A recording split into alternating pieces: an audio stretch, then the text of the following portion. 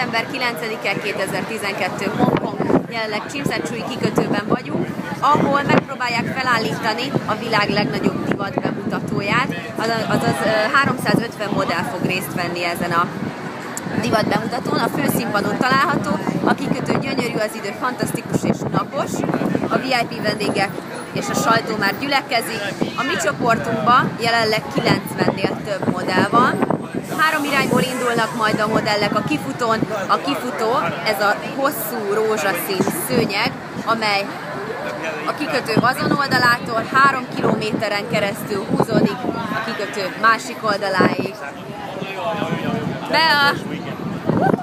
Just making a video. Reméljük, sikeres lesz a próbálkozás, és igazán jól fogjuk magunkat érezni. Felállítjuk a 2012-es rekordot.